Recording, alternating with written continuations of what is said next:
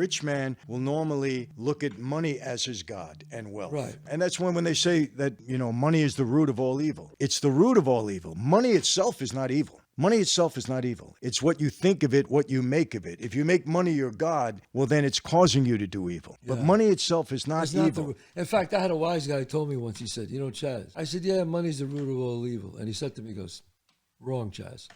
Lack of money is the root of all evil. Well, that's the street way, yeah.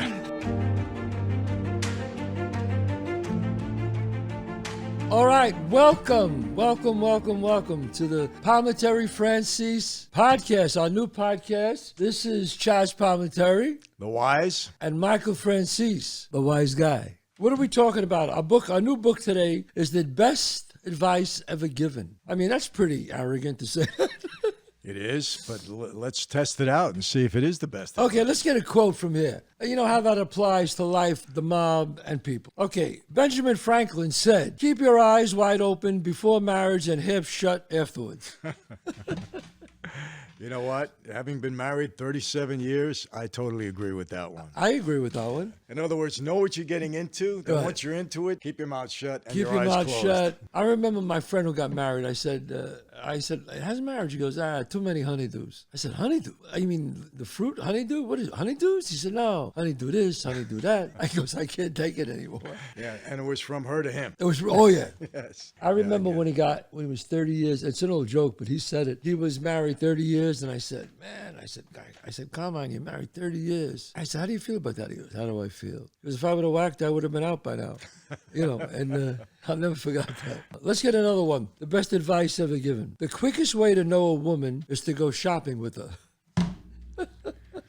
I don't know. Yeah. Is your wife a spender or you're the spender? No, I lucked out in that regard. My wife, I guess because of her upbringing, and it never left her. She didn't grow up wealthy. Right. She had her family had to scrape for things, and she's very thrifty. She's the one that, she's very careful what she spends. And a lot of times she'll say to me, do you need this? And it's not for me personally. Are you kidding me? Oh, yeah. It's just for whatever. Do you need this? Do we need to do this now? And my daughter, who is a spendthrift, my wife is always reining her in. My daughter says to her, Ma, you act like you have no money, spend your money. And she says, hey, this is how I am. See, my wife, you're blessed. You're blessed. No, he's blessed. My son is like me. He watches his money. Yeah. Save my daughter and my wife. No, my wife when my wife goes shopping, she gets 2 Ubers, one for her and my daughter, and then one for the stuff. No, it's bad. I've been very blessed in that regard. That is blessed. Yeah. Oh my God. Socrates. Let's see what Socrates says about advice. By all means, marry. If you get a good wife, you'll become happy. If you get a bad one, you'll become a philosopher. Well, now you know why I'm the wise. No, I'm only kidding. My wife is a great wife. She's a good woman. She's a great woman. But you know what? My wife and my daughter, they spend. Well, my youngest daughter is that way. And, for me, it's a product of, I have 7 children. The only child that I was with from birth and forever without going to jail or doing anything was my youngest. So her and I kind of joined at the hip, and I spoiled her. There's no doubt. You spoiled her. Yeah, I did it. I mean, and my wife was mad at me for it. She has access to my bank accounts and all of that, and she does her thing. And my wife says, you created this. I don't want to know from nothing. You know what? Yep. They're right.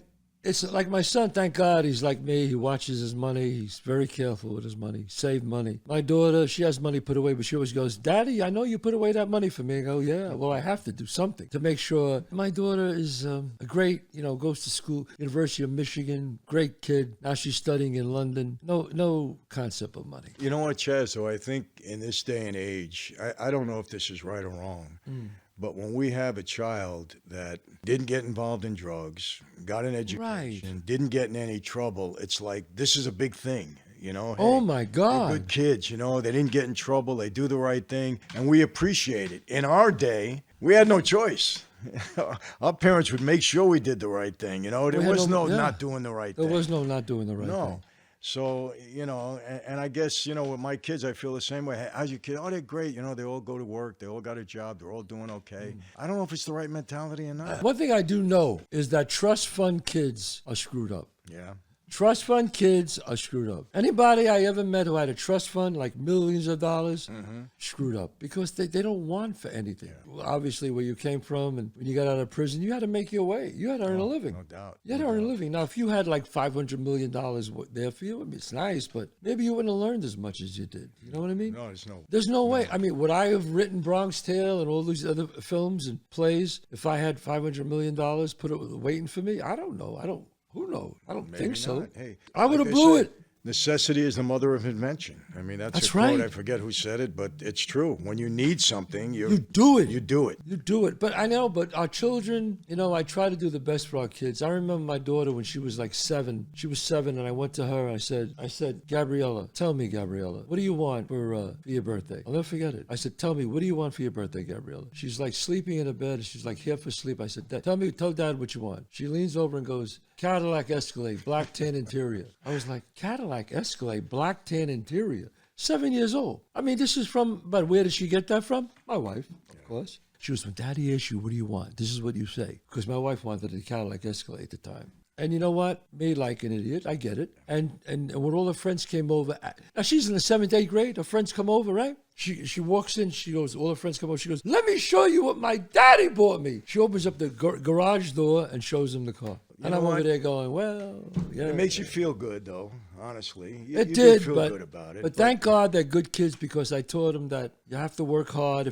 Thank God I said, you'll get more if you work hard. And they do work hard, so it's okay. My son, I'll never forget, he had a DUI. He was wrong that first time. He was wrong. He gets a DUI the second time, and he was about to. My son was a ball player. That would have pissed me Well, off. here's what happened. He's about to go and he had a tryout with the Mets, and they put him in his farm team as a pitcher. So that Monday, he was going to join the team. Saturday, I think it was Saturday or Friday night, he gets stopped. He has a DUI because his friends gave him like a congratulation party, a celebration party. Because he was a little bit over the limit and he had a past prior, they had to lock him up. And I was so upset because he's going to blow this. He's got to try out with the Mets. He's going to blow it. His girlfriend was with him, and she said, Mr. Franzese, he was not drunk. And the cop was practically apologizing to him. He said, I got to take you in because of the past, it's on your record.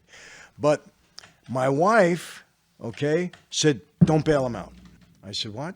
She said, don't bail him out. I don't want you to bail him out. He's got to learn. Leave him in there.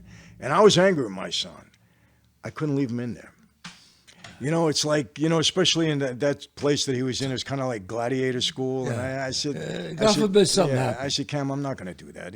I got to. And she was mad at me. She said, no, let him stay in there. Let him learn a lesson. And me, who was more the disciplinarian with him, I was tough on my son. I couldn't do it. But you knew what the joint was like. Yeah, I couldn't leave him in there. Yeah, I know. I could understand that. I couldn't do it. And she was mad. She said, no, you should have left him in there. And it's funny how at times she becomes a tough one and I'm easy. Did he learn his lesson?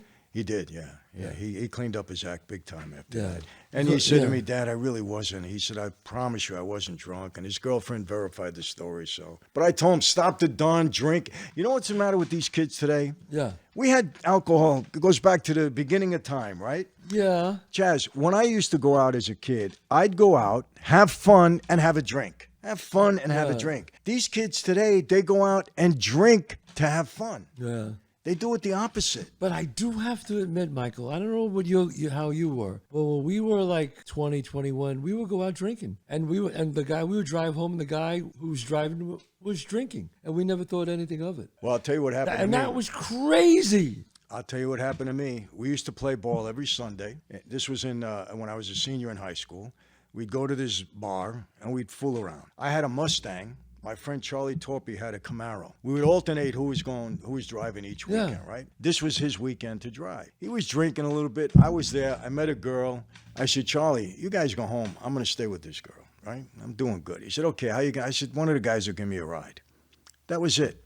3 o'clock in the morning, I get a call from Charlie's mother. He says, Michael, have you seen Charlie? I said, no, I didn't go home with him, Mrs. Torpy. He went home by himself. Turns out he was drunk, hits a tree. He dies. The guy in the driver's seat dies, where I would have been sitting, and the kid in the back was in critical condition. He actually survived. That taught me a lesson like you would not believe. It was horrible. He was a good friend of mine. Wow. In high school, yeah. I'm in that car, I'm done. How many times God saved my life? And that was, just me, a girl that I met that I never saw her again. That's God saving your life. No doubt. No doubt. No doubt. Charles Dickens, who I like very much as a writer, said, "Never close your lips to those whom you have opened your heart." So always Pretty feel free to profound. someone. You speak to people if you open your heart to them. I think that's nice. Yeah, it's very profound and makes sense. Yeah. The quality of a relationship is a function of the extent to which it is built on a solid underlying friendship and meets the needs of the two people involved. Okay. You know what I found, Chazz, and I'm sure you have? Marriage is a marathon. Marriage is tough.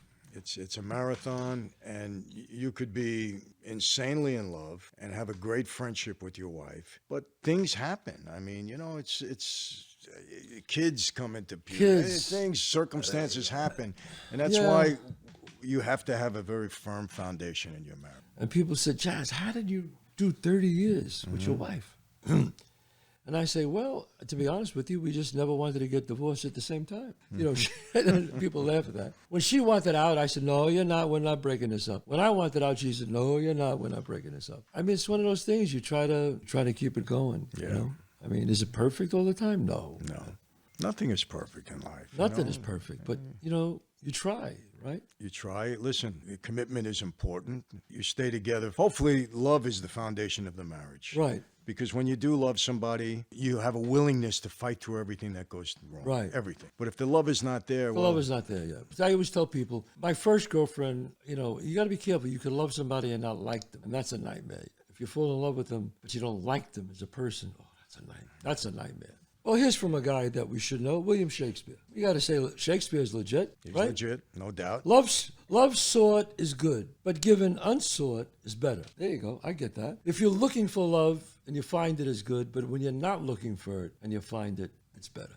I could substantiate that because I wasn't looking for it. And here I am 37 years later. So, Married. Yeah, I wasn't looking for it. Yeah, and then here am I in 30 years later. All right. So, Shakespeare, one up for him. Agnes Replica. We cannot really love anybody with whom we never laugh. I agree with that. Yeah, if you never laugh with anybody, right, guys, how you going to love them? What is this guy, Al Bate? He said, you can rehearse a wedding, but not a marriage. Well, I know what they're saying there.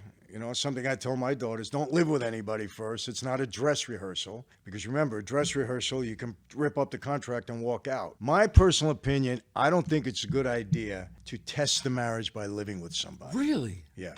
Why? Because you see if you're compatible, but I'll play devil's advocate on this one. No commitment. I'll tell you why. If you can't figure out, forgetting the sex for a minute, if you can't figure out that you really are compatible and like somebody and you love everything else about them and you have to live with them to find out, I think that's a mistake. Is this because of Christian reasons? No. Or you really feel it's a mistake? Yeah, because listen, when you have a problem in marriage and you have that commitment, you're going to try to work it out. Yes.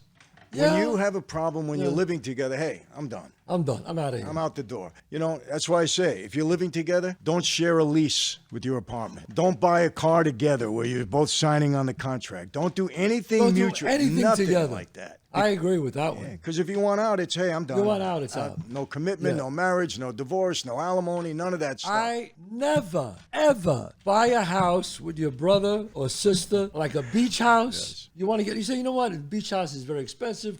Why don't we share it? You go January, you go July. Never works out. I totally Am I right or agree. wrong? 100%. They end up fighting. They sue each other. Oh, my God. It's a nightmare. I've seen it. Absolutely. I've seen that so many It times. happened in my own family, in my wife's family. What do you think about that? You think What? people should test the marriage by living with one another first? I don't have a problem if somebody does it. I understand your point, and your point is probably valid. But we all want to be really sure, and no one could ever be really sure. But I think you're right, because when you're married, it's I have to find a way through this. Got to make it work. Divorce will be the last resort. When you're living together, if you don't have those, you're not sharing, the lease and all that. Hey, I'm done. I'm out. done. I mean, except our daughters. Our daughters, no. They're My not living with daughters, anybody. no. I No, do my not. daughter, no. I say no to that. I agree with you on that one. And even my son, I tell him, come on, you don't need to do this. And they haven't done it They haven't done it so far. I mean, my boys are older now. I can't make them not do it. Right. But I said, you're making a mistake. You know, my son has got a girlfriend now for 2 years. I said, what are you waiting for? You love this girl? You know what when they say, well, you know, I got to get on my feet. What do you mean you got to get on your feet? You're only supporting you. The two of you together can't support one another together? Men don't want to get married. You know that, right? Yes, I know that. No man ever goes to the altar saying, I can't wait to be there. No man. It just don't happen. Here's the scenario. They're dating 2 years, 3 years. She says, what's going on? She puts up with it maybe another year or two. Maybe 4 years ago, 5 years. Right. Then one day, probably the family cracks on her. She goes to the guy, that's it. We're done. It's over. Unless you make a commitment, it's over. The guy goes, I can't do it. She leaves. The guy goes off. He gets nuts and goes, I made a mistake. She's out with other guys. He runs back and says, let's get married. I'll do it. But now what the man does is he gets smart. He says, tells his friends, I've been there. Okay, I'm not going to get married, but I don't want to lose her. So you know what I'll do? I'm going to hold her off. I'm going to get her a ring. If I get her a ring, I got 2 more years. You're buying a couple of months. He's Or buying years, maybe. He's got a year maybe, right? So I tell this, and I said this on my own podcast. Guys, when you're thinking you're buying a year, all you're doing is accelerating it. Because once she gets that ring, we got to get a hole. Starts planning. She starts planning. And you think you bought time. You bought bullshit. You bought nothing. So all of a sudden now he goes, uh-oh. He realizes what a mistake that is. And then finally, man, you're in there. That's it. You got to make a decision. You got to make a decision. Absolutely right. But no guy goes to the altar, unless you're older. Every guy goes kicking and screaming where the girl has to bring him in. Because women are much smarter than men when it comes to relationships. No doubt. No doubt. That's the way I feel about that. Okay, Alan Watts. Great actor, Alan Watts. Mm-hmm. Never pretend to be a love which you do not actually feel, for love is not ours to command. Yeah, I mean, love wills you. You don't will love. Yeah. Right? You either love or you don't love. You know, I always said, and this is where I came up with the line in Bronx Tale, you only get 3 great ones in your life. And I said that because, think about it, Michael. How many times you been in love in your life? You're 71 years old. How many times you really been in love in your life? One time, I loved the person. I wasn't in love. There's a difference. Yes, but that doesn't mean you're in love. Okay. That's right. I wasn't in love. Another time, I loved the person, but I didn't want to marry that person. So I guess I wasn't in love. Weren't in love. Cared a lot, attracted, didn't want to marry. The third time, I was in love, I wanted to marry, and it's 37 years So you could actually later. say once. One time for me. One time. Twice. First time with a girl I met when I was in my early 20s. We were together for on and off. Together 5 years strong. The another 5 years it took us to break up because we were so crazy about each other. And then my wife now. Twice. So I say 3 times tops. Think about it. Of all the women you've been with, of all the women I've been with, twice. Yeah. Twice. You know what, Chazz, and too, and I tell my boys, well, they're older now, but it's tough for a guy to get married young. It really Very is. hard. In this day and age, in this world, it's Right. very, very tough. When I finally met my wife, I was 31 years old, and honestly, I ran around quite a bit, like you. Yeah. You know, and that my lifestyle. Every night we were out. My lifestyle every night, 6 nights a week, not Sunday. 6 nights a week, I was out in the club. I would come home at 5 or 6 o'clock. I would eat dinner at home. 10 o'clock, I get picked up. I'm out till 3 or 4 in the morning in a club. 6 nights a week. Sometimes 5, but 6 nights. Right. Okay. Had my share and my fill of fun, but I got it all out of my system. When I finally met my wife, I was ready. You were ready, yeah. So was I. ready. I didn't want to do anything anymore. Like now, I don't even enjoy going out. If I'm now, I don't want to go out with the guys. and Yeah, have a yeah, drink. yeah. You know what I mean? You get over it after a while. Right. And that's why I tell my boys, get it out of your system. Get it out because Yeah. it's not something you want to long for later on. You know what? Because you will long for it. You will. You will say, oh, you know, I admire people. I know a guy, he married his childhood sweetheart. They were together since they were 15 years old. Well, you know what? And here's the faith component. He's got no regrets. I'm telling you this, a lot of Christians get married young and the marriages last. Yeah. Now, why is that? They have a foundation in faith. There's something to it, Chazz, because I've seen it. No, I've seen it too, yeah. Yeah, they have a foundation in faith. That's it. 2 people, and they last. So they don't let the world interfere in their marriage, I think, because they have something else. That's strong faith. I got a question for you, Michael, because obviously you're a man of faith. Do you notice by the people that you meet that are born again, that usually those people come from real, is the word deprivation? Like they hit the bottom and then now they're born again? Or is it people who just never hit the bottom? They were always just believers. I'm glad you asked that question because I've seen both types, obviously. Yeah. Like I was the one that hit bottom. Yes. And then, developed my faith. And then I've seen people in the church that were brought up in the church. Nice people, just good-hearted, nice people. And that's who they were. And that's who they are. That's who they are. I got to tell you this, too. I don't know about everybody else, but the churches that I belong to, and I've been over 1,600 churches in my life, speaking all over the world. Right? A lot. I've seen a lot of pastors, a lot of everything. But Christian people in these churches are genuinely giving people. Giving, I mean... Right. They enjoy giving. I mean, my church, it's a big church. Greg Laurie's got a big congregation. Right. And another church that I belong to, we kind of go back and forth at times. Gene Apple is the pastor. These people, last year alone, gave $3 million just to foreign missions. Willingly. Wow. Not even to support the church, but missionary. And they give it gladly and willingly. So I think people like that, okay, they have their faith, but there's just something good inside of them. I can't explain it. Billy Graham, I thought, was good. Billy Graham was amazing. He was amazing. But what about people like Tammy Baker and these people who stole money?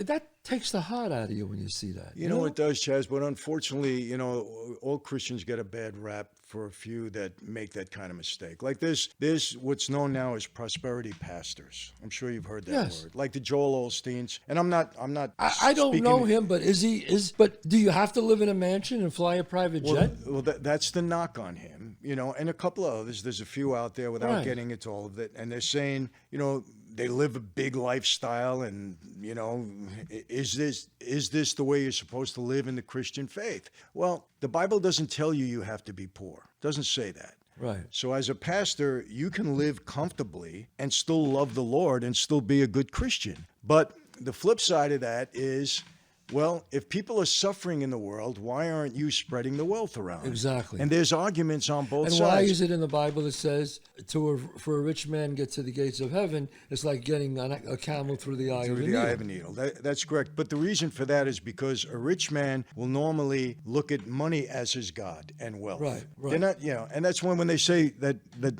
money is the root of all evil. Right. It's the root of all evil. Money itself is not evil. Money itself is not evil. It's what you think of it, what you make of it. If you make money your God, well, then it's causing you to do evil. But money itself is not evil. In fact, I had a wise guy who told me once, he said, Chazz. I said, yeah, money's the root of all evil. And he said to me, he goes, wrong, Chazz. Lack of money is the root of all evil. Well, that's the street way, yeah. That was a street wise guy who said that to me. I get it. He goes, lack of money is the root of all evil. I never forgot that. Well, you can look at it both ways because lack of money causes you to do things to get money. But once you have money, you want to do more to get more money. You want to get more money. It's both. Right. But, getting back to these pastors that are prosperity pastors that live high, I can only tell you this. It's going to be very hard for them to stand in front of Jesus. Let's we have a judgment. And Jesus said, well, what'd you do with all that money? Well, who'd you give it to? Kept it in the bank. I had people starving over here. Right, exactly. I don't know the answer to that, and I certainly can't pass judgment, and I don't know their hearts, and I don't know what they mean, but I don't think it's wrong that they live comfortably. Other people are dying. Yeah, I agree. I don't know. I don't know the answer. Well, Michael, we're at the end of our show, and the Palminteri Franzese, the Wise and the Wiseguy. We just love our podcast. We love doing it. Michael comes to visit me here. I go to visit him at his place, and we keep doing our podcast. Each week, you're going to be seeing us talk about Machiavelli, best advice, the 5 rules of life, of happiness, the 48 laws of power, how it relates to life and the mob. This is the end of the show. This is Chazz Palminteri, the Wise, and Michael Franzese, the Wise Guy. We'll see you next week. All right.